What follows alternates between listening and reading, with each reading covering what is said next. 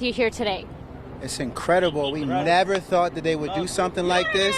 It's a show of unity, a show of solidarity, and a show of a willingness to understand, because I think that was the one thing that was missing. Not the ability to understand, but the willingness to understand. And now I can understand, like, it's the first time I saw this type of response to law enforcement to a tragedy that happened to a black man like that. So big ups to them for at least establishing that and setting a right step forward in the right direction that kind of heal what's going on in society right now and in this community as well. Is this the progress that you're looking for, not only here in Las Vegas, but throughout the country? This is superficial.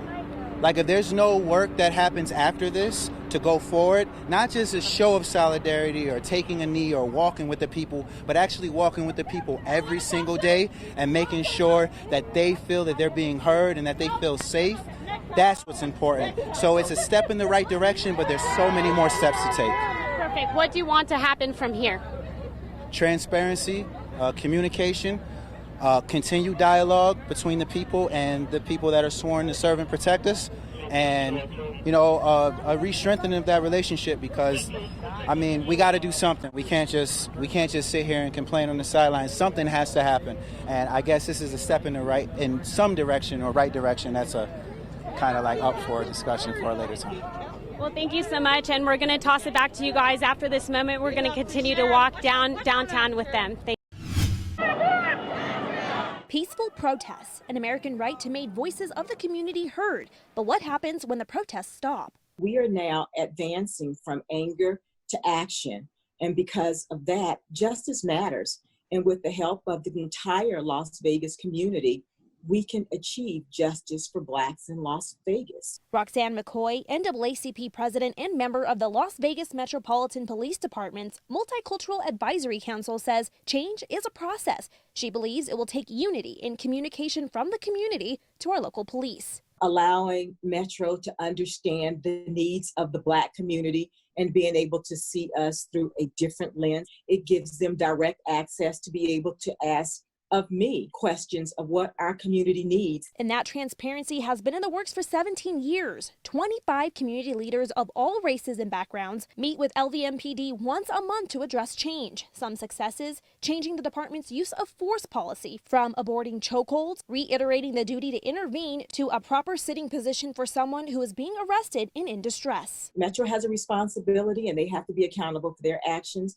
And as a community, we have to be accountable for our actions as well. McCoy says to be accountable, legislation may be needed, but it starts locally. And MMAC co-chair Mujahid Ramadan says there's more work to be done in Las Vegas. Now, are there still issues out there, as you mentioned? Yes, there are.